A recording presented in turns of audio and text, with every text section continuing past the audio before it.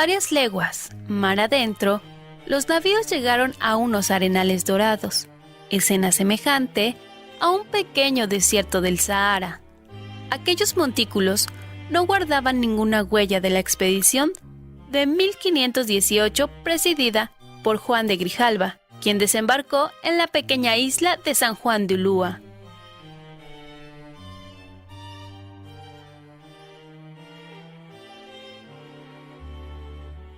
Luchando contra el viento, aparecen en el mar 11 barcos la mañana del 21 de abril. La carabela de Cortés se distingue por los estandartes reales.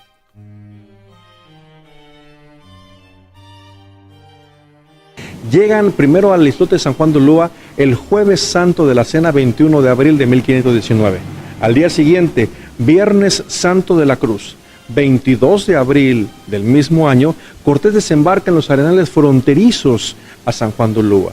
En esos arenales que eran solamente dunas sin vegetación alguna, y allí se hace un campamento militar.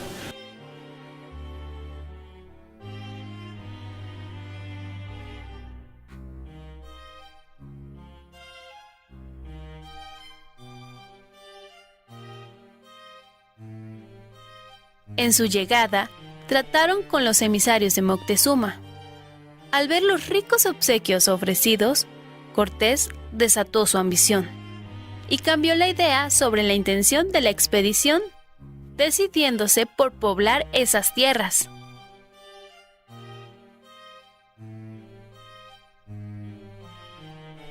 Curiosamente, Hernán Cortés es recibido por los enviados del emperador Moctezuma, quienes lo estaban confundiendo en ese momento con el dios Quetzalcóatl, que muchos años antes había partido Quetzalcóatl por Coatzacoalcos, que significa lugar donde la serpiente se va, prometiendo regresar justamente ese año. Entonces creían que era Hernán Cortés Quetzalcóatl. Por lo tanto le mandan muchos regalos fascinantes: oro, plata, lienzos de tela bordados, alimentos.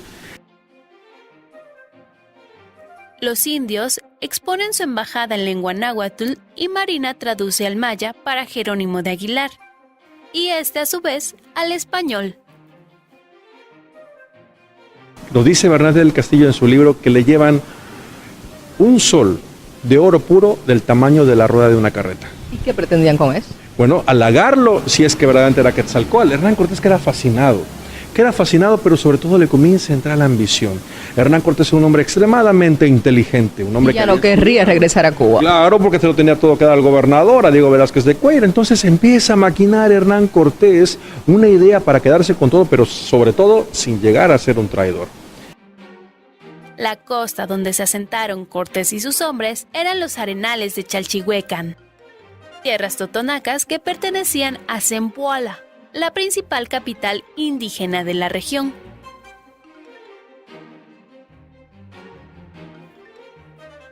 Y finalmente un día sucede algo que marca la diferencia en la historia. Se hace la fundación de un cabildo al cual le van a poner el nombre de la Villa Rica de la Veracruz.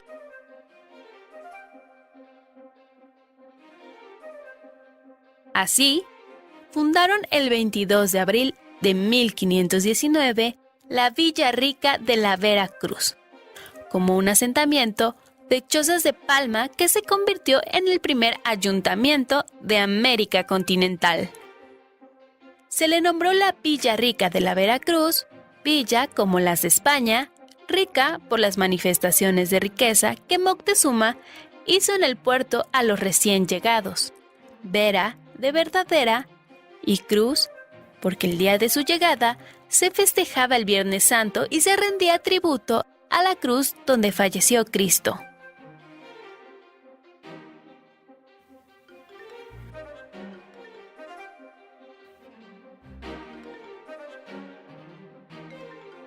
Eligieron como alcaldes ordinarios a Alfonso Hernández de Portocarrero y Francisco de Montejo. De igual forma, nombraron regidores, alguaciles, procurador, tesorero, contador, todos ellos partidarios de Cortés. Don Alonso Hernández de Portocarrero y don Francisco de Montejo, que venían de Cuba, son los primeros alcaldes de Veracruz. Se hace el maestre de entradas, de salida, tesorero, alguacil real y regidores. Y en ese momento ya constituido y haber jurado la existencia de ese cabildo de la Villarrica de la Veracruz, mandan a traer a Hernán Cortés. Una vez constituido el cabildo, se extinguió la autoridad de Velázquez sobre los expedicionarios, ahora colonos. Cortés renunció a su cargo de capitán general de la expedición y resultó electo para el mismo cargo, pero por las autoridades del nuevo cabildo. Para la constitución del primer municipio de América, el 22 de abril de 1519, Hernán Cortés tuvo que convocar una elección. Es decir, integrantes de su confianza, de la tripulación, fueron designados en los puestos claves de lo que sería el primer cabildo de la Villarrica de la Veracruz. Así tuvo lugar la primera elección en el continente americano. Para someterse a ese procedimiento de naturaleza jurídica y electoral, Hernán Cortés tuvo que renunciar al puesto que le había sido dado como capitán de la expedición por el gobernador de Cuba y someterse a la nueva designación del cabildo del municipio recién creado. Con ese acto jurídico tiene lugar la primera elección en América Latina. Este hecho histórico representó para Hernán Cortés la forma de desligarse del gobernador de Cuba, Diego Velázquez, y el inicio de su exploración por un lugar hasta entonces totalmente desconocido por el mundo occidental y convertirse en poderoso conquistador, ya que contaba con autoridades legítimas establecidas de acuerdo a la legislación imperante en España. Es así como el acta de constitución de Villarrica también se convirtió en el acta de defunción del pobre conquistador Diego Velázquez. Los historiadores relatan que enflaqueció de ira y murió maldiciendo el día que nombró a Hernán Cortés capitán de la tercera expedición a México.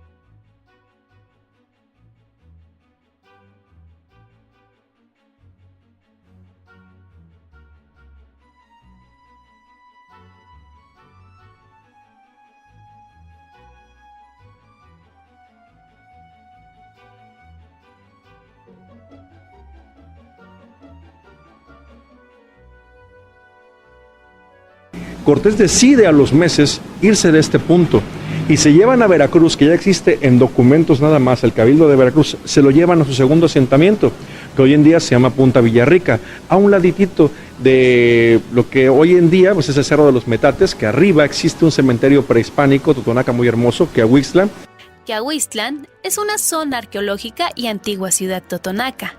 Su nombre es de origen náhuatl.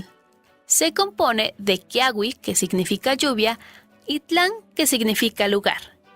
Es decir, el lugar de la lluvia.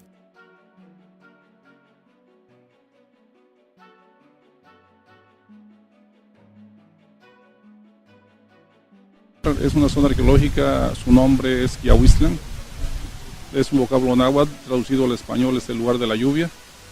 Fue una gran ciudad puesta en fortaleza arriba de este cerro, bueno, con muros de contención como el que está acá, un cementerio de este lado, talud de tierra, muro, terraza, lugares habitacionales, y hacia atrás tenemos lo que fue el área ceremonial, y podríamos bajar a otra terraza que es el área civil, donde esta gente arregló asuntos de honor y justicia, y pues además se presume el pacto entre españoles y totonacos. El sitio se encuentra sobre el Cerro de los Metates, llamado así porque en él se han encontrado pequeños metates enterrados. Fue una ciudad con cerca de 16,000 habitantes. Un cementerio en el que se hallaron restos de 78 tumbas dispuestas en 3 cementerios principales y una fortaleza, puesto que en todas las estribaciones del cerro se pueden observar muros defensivos de diversas dimensiones, hecho que causó admiración a los primeros hispanos, por ello la mención en sus relaciones. Los especialistas señalan que a la llegada de los españoles habitaban en la zona unos 15,000 pobladores. En la actualidad, que Aguistlan es una zona arqueológica importante en el estado de Veracruz. La historia describe que aquí se llevó a cabo el pacto entre totonacas y españoles. Al llegar, encontraron el sitio casi desértico. Solo en el templo estaban 15 sacerdotes que sahuman a los españoles. Marina pregunta dónde están los indios, a lo que responden que huyeron porque están horrorizados con sus caballos y no regresarán hasta saber el origen de los extranjeros.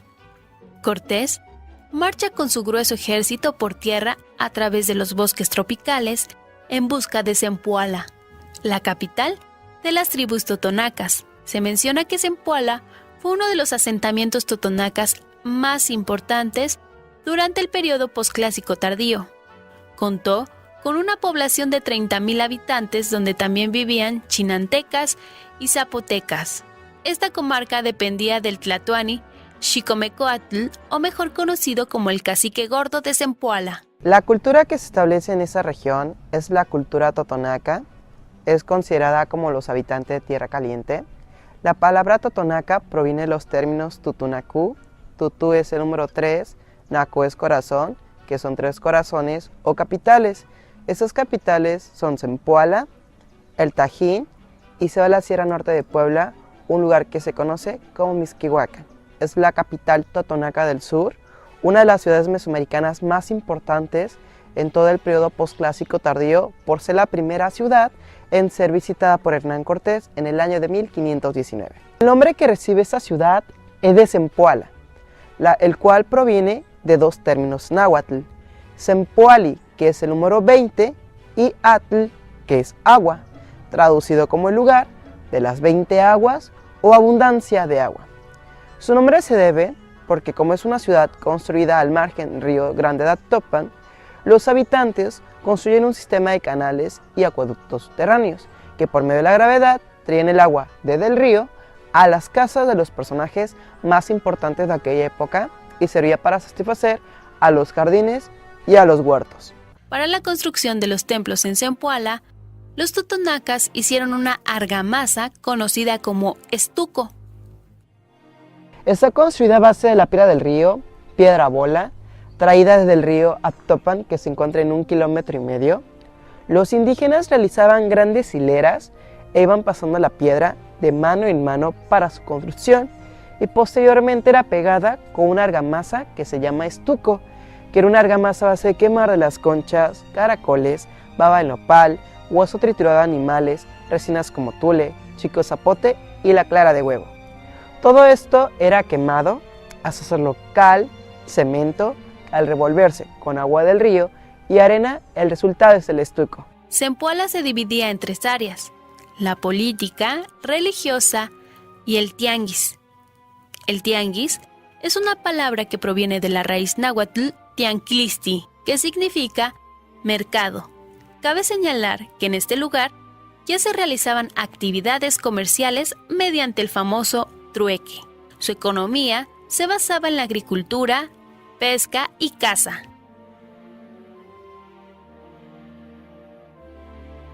Es un recinto ceremonial, político, religioso y comercial más importante de todo lo que era esta región.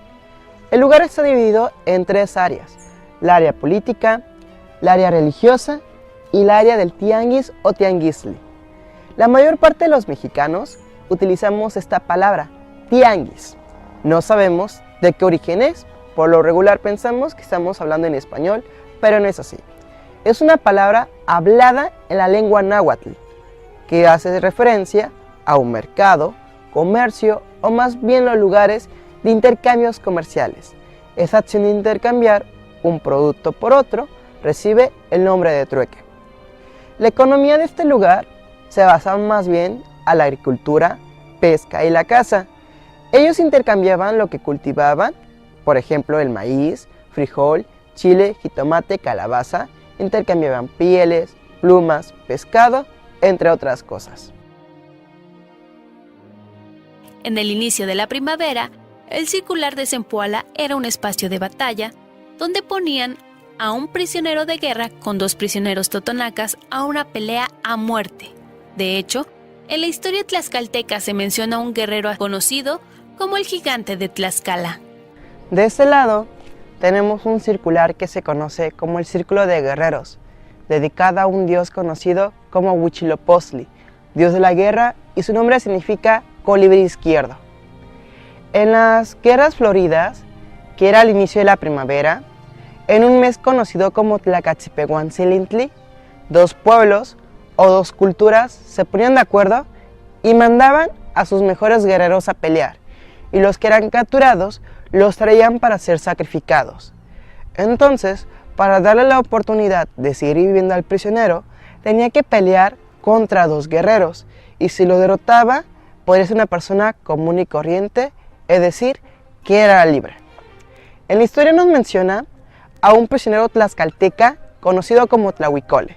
Es el único que pudo derrotar a 8 y herir a más de 20, peleando con un palo, forrado de papel con plumas, amarrado de un tobillo, y los guerreros con armas de verdad. Cuando él logra su libertad, decide morir ante sus dioses, porque ellos morir en guerra o ser sacrificados era morir con dignidad. Al llegar, los españoles se quedaban maravillados. Es la primera ciudad indígena que visita Cortés y la primera también que se une a ellos hacia la conquista de México en 1521. Le dan la bienvenida 20 indios principales, quienes dijeron a Cortés que su cacique los aguardaba en sus aposentos y le explican al español que su señor es un hombre gordo y pesado, por ello no puede ir a recibirlo personalmente. El cacique gordo se desahoga con Cortés, quien escucha atento los reproches. Entonces, su misión consiste en proteger al débil y castigar a los malos, impidiendo el sacrificio de inocentes y el culto a los ídolos. Es así como se vuelven aliados a cambio de liberar a los totonacas del yugo de los mexicas. Ya había acontecido algo muy importante, la unión, ¿sí?, con el cacique gordo de Zempoala, que le había dicho muchas cosas, entre ellas también se sabía, Hernán Cortés lo había notado ya, que los mexicas que prácticamente enseñoreaban toda esta zona, los obligaban a la gente que vivía en estas partes de lo que hoy es el estado de Veracruz, que tenían que pagar altos impuestos, incluyendo hasta personas. Y Cortés les dijo, si se unen a mí, yo los voy a liberar de ese yugo mexica. Hernán Cortés llega y estratégicamente se ofrece a darles el apoyo cuando esta gente se queja de que los de arriba, los aztecas, los trataban mal, que cobraban altos impuestos, que se llevaban sus doncellas para sacrificio de niños. Pues bueno, Cortés ofrece un gran apoyo para ellos y hace una demostración del poder que trae, pólvora que aquí no se conoce, caballos, armaduras metálicas, ballestas, arquebuses y demás. Entonces realmente se viene a hacer una alianza precisamente en este pueblo totonaco. En Zempoala, 5 recaudadores mexicas reprochan al cacique gordo por recibir a los blancos sin consentimiento del emperador, además de haberles obsequiado joyas y oro, siendo que el dueño de todo es Moctezuma. Entonces, Cortés habla con el cacique gordo y le ordena que encarcele a los enviados. En un mar de lágrimas y sintiéndose entre la espada y la pared, el cacique de Zempoala accede. Esta es otra arista importante dentro de la historia, ya que Cortés astutamente juega en 2 bandos, donde finge ayudar y ser bueno para tener beneficio tanto de los totonacos como de los mexicas. Por ello, ayuda a fugarse a los prisioneros. Moctezuma, al enterarse del alboroto y de una supuesta ayuda que Cortés sirvió, manda un presente para tan cumplida muestra de amistad. Esto también llena de seguridad al cacique gordo, quien, temeroso de los castigos mexicas, nunca pensó que al regreso los recaudadores llevaran un presente. Aquí se pinta una escena fuerte para los totonacas, pues Cortés, cansado de los sacrificios humanos, estalla y le pide al rey zepoalteca que destruya sus ídolos. Se trama un enfrentamiento, pues el rey manda llamar a los guerreros para decirles que los extranjeros han deshonrado a sus dioses, y se amotinan en la plaza apuntándole a los españoles. Cortés amenaza con matarlos si ellos disparan una sola flecha. Marina habla con los totonacas, que si no hacen lo que dicen los blancos, entonces no les ayudarán con el yugo de Moctezuma. Ante esto, los caciques se rinden y los blancos se vuelcan a derribar a los ídolos de sus pedestales. Finalmente Hernán Cortés parte hacia el altiplano, dejando unos cuantos españoles en lo que es la Villarrica de la Veracruz, su segundo asentamiento. El 16 de agosto de 1519, Cortés deja Zempoala e inicia la aventura de la conquista de Tenochtitlan. La ciudad queda abandonada para 1610. Solo sobrevivieron 8 familias, las cuales fueron enviadas al norte de Jalapa. Para 1525, debido a que Quiahuistlan no era adecuada para fondear, se trasladó el asentamiento a las orillas del río Huitzilapan, bautizado como Canoas por los españoles, lo que hoy conocemos como la Antigua. Este asentamiento llegó a tener 200 españoles y 600 esclavos negros, una parroquia, 2 conventos y un hospital. Y deciden asentar a Veracruz en otro punto. Ahora se van a la margen izquierda del río Huitzilapan en 1525. El paraje ofrece un río, ofrece muchos árboles, por lo tanto, al decir árboles, hay alimentos en ese lugar y una protección. Finalmente, el rey Felipe ordena el traslado de Veracruz a su lugar de fundación original, que es donde hoy lo conocemos bajo el nombre de la Nueva Veracruz.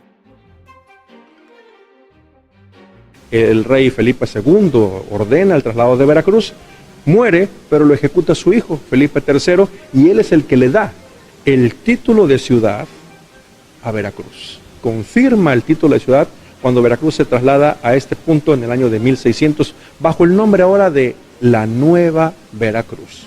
Es importante reconocer que Hernán Cortés fundó el primer órgano colegiado en Veracruz, que sigue en pie hasta nuestros días.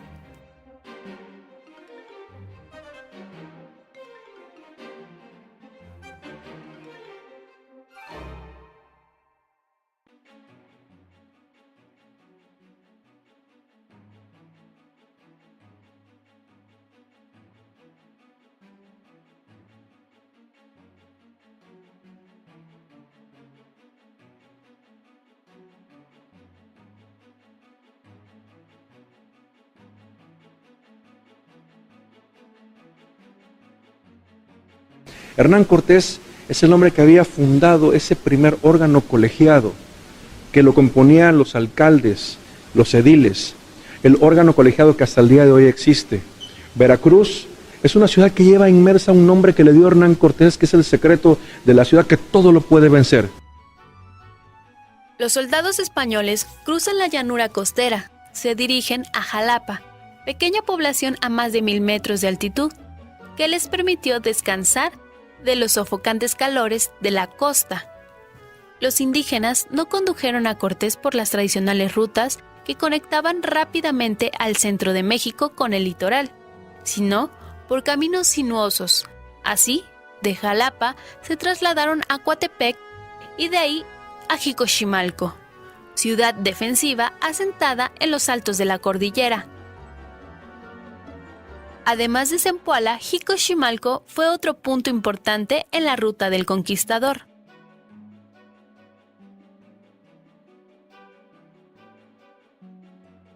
En ese camino, Cortés toca en lo que es el estado de Veracruz, 2 importantes lugares, Zempoala y Jicoximalco. Jicoximalco es de los lugares que realmente visitó Cortés porque está asentado en sus cartas de relación. En la segunda carta, Cortés le informa al rey, Carlos I de España y V de Alemania, su llegada a Jicoximalco. Cortés lo anotó como Cienximalem. En la transcripción por el oído, la palabra en la carta aparece como Cienximalem. Y también los cronistas como Bernal Díaz del Castillo anotan Jocochimal en lugar de Jicoximalco. Igual pasa con Góngora y Salazar y otros más que han tocado el tema. Aquí en Jicoximalco hay algo muy importante. Cortés habla de lo importante de la fortaleza que está en lo alto de estos cerros que estamos contemplando. Era la fortaleza de Jicoximalco. El cerro se llama Yoctipac y a los otros se les conocen como Teltoro y Tegallo y termina en Ixochil. Era toda una serie de cerros y arriba de ellos había esa gran fortaleza y habitación prehispánica militar.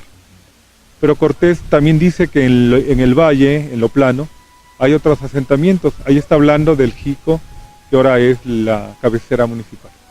Fue la segunda ciudad prehispánica que encuentra Hernán Cortés después de que sale de Zempoala.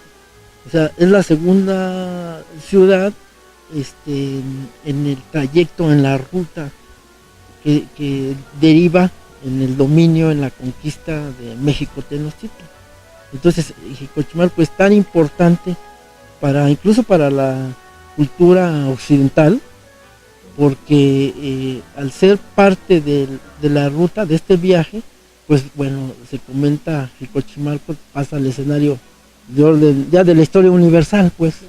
Jicochimalco, como los diferentes asentamientos indígenas, estaba constituido de manera política.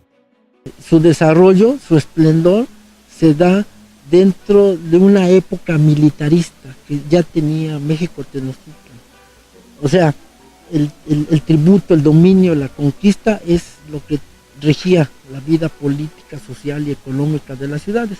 El camino que siguió Cortés fue trazado por los totonacas o zempoaltecas que venían con él, y este lugar es uno de los mencionados por diferentes autores dentro de las crónicas que describen la trayectoria del paso de Cortés. Buscan los zempoaltecas, sugieren una ruta que fuera menos peligrosa para los ejércitos españoles.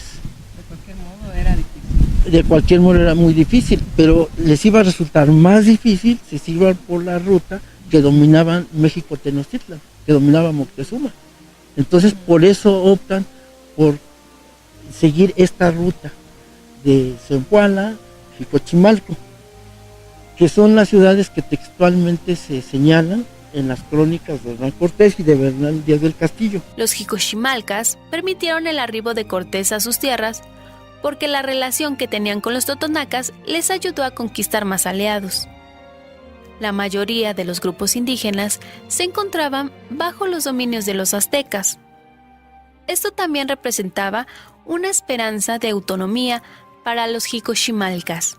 Cortés dice que sería muy difícil si los jicochimalcas hubieran puesto no lo hubieran permitido, pero había ya un concordato, había buenas relaciones, los totonacas estaban apoyando a Cortés y esos pueblos ya estaban bajo el dominio de los aztecas. Jicochimalco primero fue conquistado por los tlaxcaltecas, después pasó a los aztecas. Entonces, en cierta manera, pues había una idea de que podían volver a tener autonomía si apoyaban a Cortés y lograban atenciones para que después repercutieran en la libertad total. Entonces, Cortés y los cronistas dicen que en Jicochimalco les atendieron muy bien, que les dieron los bastimentos para seguir su viaje. Y Cortés escribe que para llegar a la fortaleza de Jicochimalco había un paso de escaleras. Eso aún existe, pero está del otro lado de estos cerros, en lo que llaman la barranca de Tepuente. En este poblado se encuentra la Liberata, que está compuesta por una escalinata a la que las crónicas hacen referencia como el paso obligado por el cual subió Cortés hacia México, principalmente porque sus altas montañas le brindaban seguridad a todos los huestes. Viene el camino viene pegado, el trazo viene pegado a lo que es el camino actual, ¿no? Asfaltado. Pero en este punto, que la gente comúnmente lo conoce como la Liberata, se plantea ya caminos diferentes. Entonces, inferimos que pasa entre las dos elevaciones de los cerros en la cañadita. Y esa parte tiene que ver mucho con la descripción que viene haciendo Hernán Cortés en sus crónicas, en sus cartas de relación, donde dice que el acceso hacia Jicochimalco era muy difícil, era muy agreste y que no podía pasar la gente a pie, era difícil. Y era más difícil para pasar en caballos, ¿no? Que es en lo que se transportaban. Entonces inferimos que en esta parte es el paso, el paso de Cortés.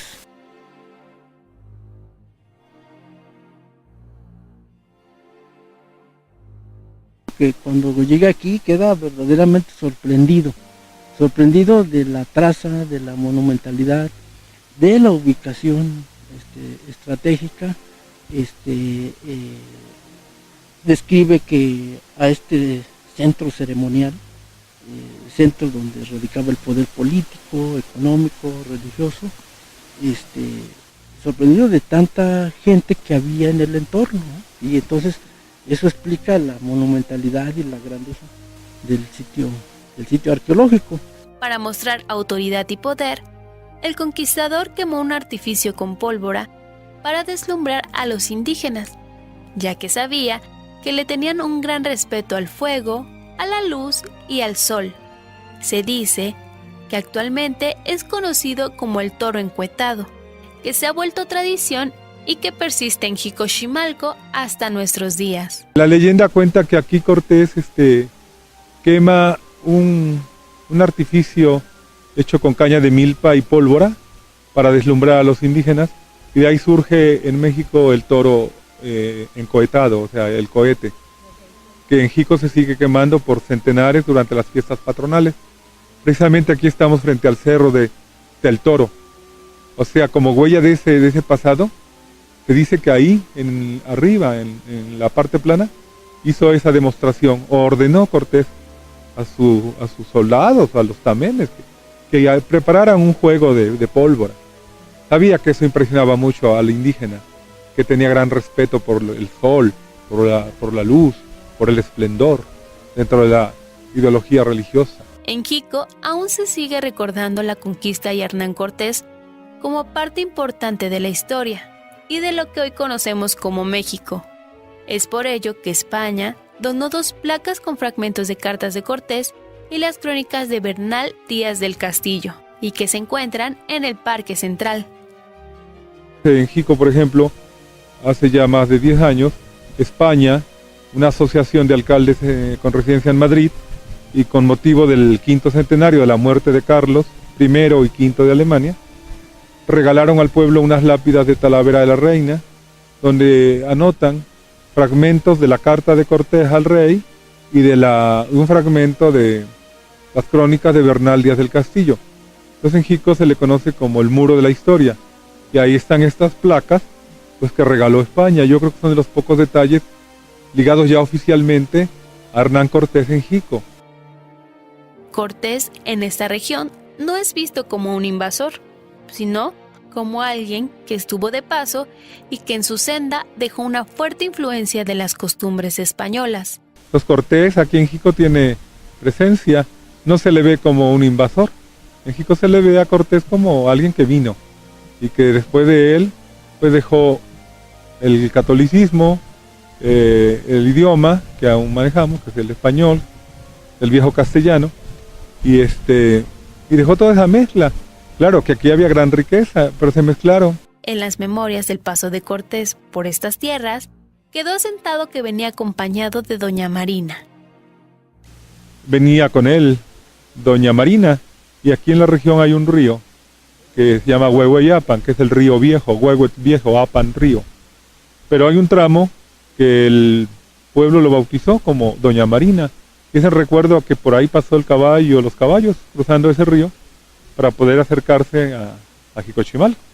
En la actualidad, en este lugar se encuentra un museo con el resguardo de las piezas prehispánicas encontradas para la preservación de la historia indígena de México.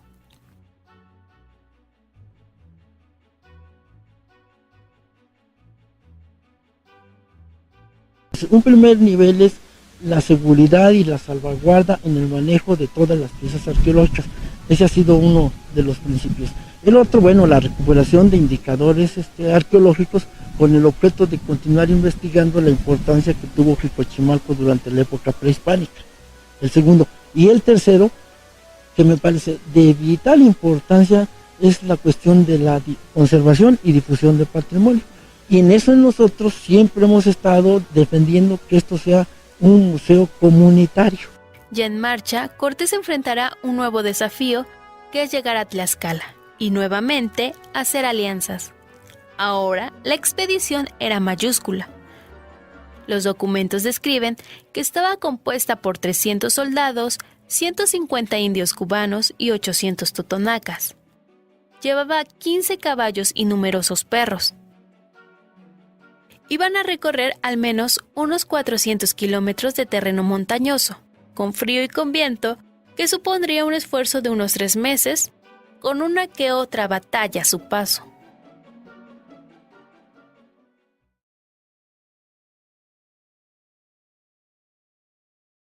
Los tlaxcaltecas son de origen chichimecas. Emigraron a las orillas del río Texcoco, donde vivieron por años, al fundar su residencia en los valles pródigos en las faldas de la Malinche. Los tlaxcaltecas de origen son chichimecas y los trajo un dios que se llamó Camaxtli, que podemos verlo acá a nuestra derecha. El señor que viene de Rayado trajo a los chichimecas con la orden de fundar Tlaxcala, aquí donde está la Matlalcueye, que hoy le decimos la Malinche. Los tlaxcaltecas somos un pueblo que estima mucho su libertad, su soberanía y su dignidad desde entonces y quizá desde antes. De modo pues que hubo una gran resistencia de los gobernantes tlaxcaltecas para dejar que pasara por este lugar sin consecuencias. La organización tribal se modificó dividiéndose en la primera monarquía, posteriormente en 2 y finalmente en 4 cacicazgos que le dieron el origen a la singular estructura política. Sus barrios estaban divididos con cercas y los caciques gobernaban su feudo de manera independiente. Cuando debían resolver algún problema de paz o guerra, se reunían en un tipo senado. Los 4 señores que integraban el Consejo de la Autoridad, porque aquí había un senado, le llamaron los españoles, o sea, había 4 caciques, 4 señores que tomaban las decisiones conjuntamente de 4 pueblos base de toda la organización política. Son los 4 señores de Tlaxcala con los que Cortés hizo la alianza. Fueron los primeros bautizados en este continente americano en 1520 por el sacerdote Juan Díaz que traía Cortés de Cuba. Sus nombres eran Citlalpopocaxin, Xicotecaxin, Maxicaxin y Tlahuexoloxin. Cuando los bautizaron al español se llamaron Bartolomé, Vicente, Lorenzo y Gonzalo. Su relación con los aztecas. Nuestros hermanos mexicanos, en alguna ocasión, en algún tiempo de la historia, pensaron que los habíamos traicionado, pero no se traiciona al enemigo. Y los mexicas eran nuestros enemigos. Peleábamos a cada rato, ¿verdad?, para tomar prisioneros, tanto de ellos como de nosotros, a fin de ofrecerles los corazones sangrantes a los ídolos, ¿no? En el camino, un largo muro de cal y canto, defendido por una fortaleza, les cierra el paso. Y Cortés dice: señores, sigamos nuestra bandera, que es la señal de la cruz, y con ella venceremos. Llegan a un terreno y exploran, pero no encuentran ningún tlaxcalteca. Después de un rato, la avanzadilla de jinetes encuentran a un puñado de guerreros, donde se arma la primer trifulca y mueren 5 españoles y 17 quedan heridos. La batalla termina con la retirada de los tlaxcaltecas. El ejército reanuda su marcha y al avistar un pueblo manda a los zapotecas con un mensaje de paz, pero estos regresan llorando y le dicen a Cortés que luego de oír su embajada los arrojaron a prisión y tenían dispuesto ofrecer su carne a los dioses, pero lograron escapar quebrando los barrotes. Insistió mucho en pasar por Tlaxcala para llegar a Tenochtitlan, no solo por es un camino astronómicamente recomendable, es decir, el camino más recto, por así decirlo, y más corto de México a Veracruz es necesariamente pasando por Tlaxcala. De modo que cuando él se entera que el pueblo tlaxcalteca estaba muy inconforme con el imperio azteca, entonces dijo: pues esa es la oportunidad que yo tengo de hacerme de aliados para el propósito que tengo, decía Cortés, ¿verdad?, de conquistar esa gran ciudad, ese imperio de los mexicas, de la gran Tenochtitlan. De modo pues que Hernán Cortés hizo todo lo posible por ganarse la simpatía de los tlaxcaltecas. Le costó mucho trabajo. Entonces aparece el ejército de Xicoténcal el Mozo. Los penachos, los mantos bordados y los escudos se agitan furiosamente y gritan. En eso, Cortés llama al notario para testificar que ellos llegan en son de paz y lo reciben en son de guerra, obteniendo como respuesta una granizada de flechas y piedras, y solo se escucha en los labios de Cortés el grito de combate: Santiago y a ellos. La pelea deja 15 soldados y 4 caballos heridos. El mismo día se volvió a mandar un mensaje de paz a Xicoténcal y le dijeron que allí harían las paces y honrarían a los dioses con sus corazones, a lo que el líder dijo que tendrían respuesta hasta el día siguiente, pero realmente los indios preparaban una tercera batalla. Hubo varias batallas. Hay un guerrero extraordinario en la historia de Tlaxcala y de México y del universo entero, que se llamó Xicoténcatl Axayacatzin.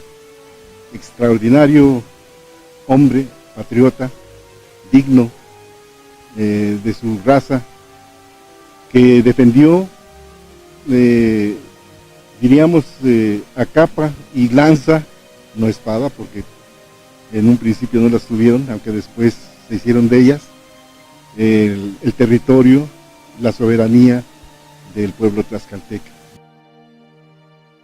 Los españoles no durmieron esa noche. Todos limpiaban sus armas mientras Cortés les daba instrucciones de cómo atacar a los indígenas, pues el ejército de Xicoténcal se componía de 140,000 hombres, según el buen ojo del conquistador. Y nuevamente inicia el enfrentamiento, donde hubo un muerto, 60 soldados y todos los caballos heridos.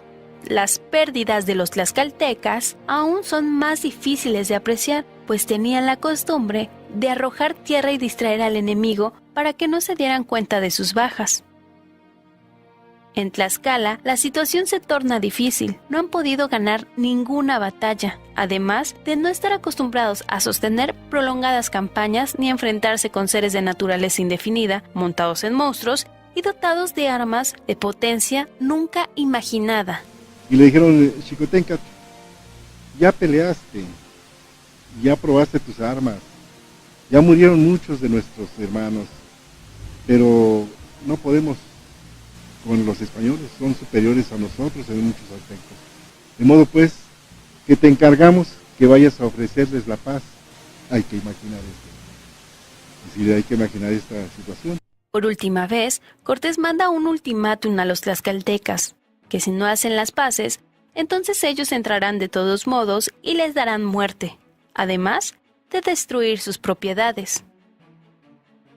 Es así como Xicoténcal habla con los pobladores y les afirma con tristeza que sus enemigos no han podido ser vencidos y que ya han muerto muchos de su tribu en el campo. Asevera que los españoles se dicen enemigos de los aztecas y pide a todos que en vez de darles guerra, se les muestre paz y amor para que los ayuden a tener una vida mejor. Eso envalentonó más todavía a Hernán Cortés, y con la inteligencia y los ardides que él planteó, finalmente, y desde luego la superioridad de sus armas y el apoyo de quienes ya siendo habitantes de estas zonas se habían unido a él, pues finalmente los tlaxcaltecas tuvieron que ceder, no sin enojo y sin tristeza, ante los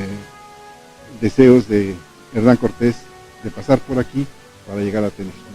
La paz consistía en rendir tributo a los españoles y hacer dinastías más fuertes. Ya que se hizo la paz, que la paz consistía en darles regalos y de alimentos en abundancia, nuestra gente se acostumbraba en aquellos tiempos que a los vencedores, por ser en cierto modo superiores, ¿verdad? Pues se emparentaba con ellos, y entonces los principales ofrecían a sus hijas, ¿no? para generar unas dinastías de gente notable. Y eso fue lo que ocurrió. Algunos historiadores describen que en el encuentro de paz de Hernán Cortés con Xicoténcatl también se encontraron con los mexicas. Se dice, como leyenda, que ahí conoció a los mexicas que también llegaron en ese momento a ofrecerles los regalos que acostumbraban ellos y a pedirles que no llegaran a la Ciudad de México porque había mucha agua, ¿no? Y luego había muchas condiciones inapropiadas para ellos. De modo pues que eso dio lugar a que nuestro héroe, nuestro guerrero, tuviera que ir a ofrecerse la paz después de los combates que habían realizado.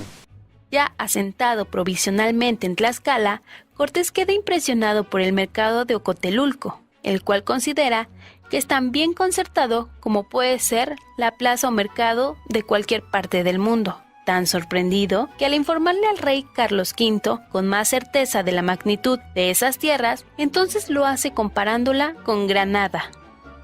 Una vez que se estableció la paz, entonces empezaron a caminar hacia el centro, hacia el núcleo importante de Tlaxcala en esa época. Y en las cartas de relación, en la segunda carta de relación de Hernán Cortés, o sea, en el reporte que hace a su rey, ¿verdad?, comenta de algo que lo deja asombrado, enormemente asombrado. El mercado de Ocotelulco, el mercado de los tlaxcaltecas, porque el mercado en aquella época era un sitio extraordinario. El mercado de Ocotelulco, que a Cortés lo dejó completamente impresionado, y por eso se lo dice a Carlos V, que es un mercado organizado y limpio.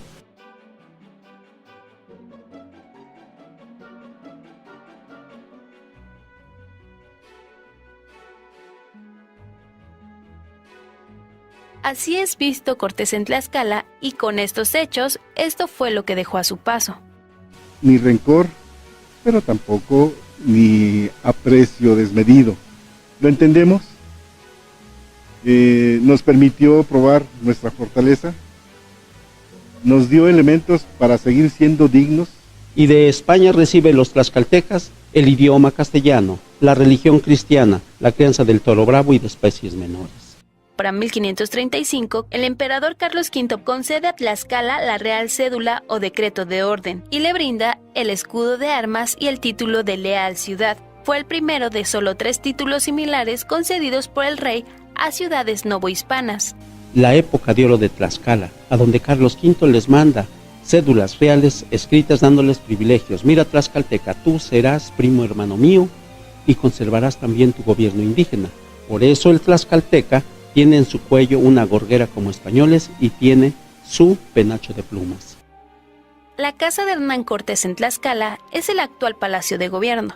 Su construcción se inició en 1545 y ha albergado la alcaldía, la Alhóndiga y las casas reales. Aquí en este edificio fue casa de Cortés, acá se gobernaba el español y allá afuera en un pequeño espacio la Real Capilla de Indios.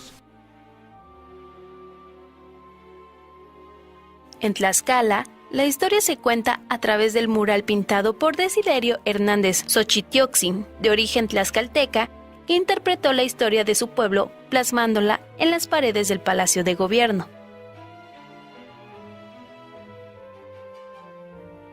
El maestro Desiderio Hernández Xochitioxin hizo esta obra en 46 años y nos pinta la historia real de los tlaxcaltecas y no la historia oficial.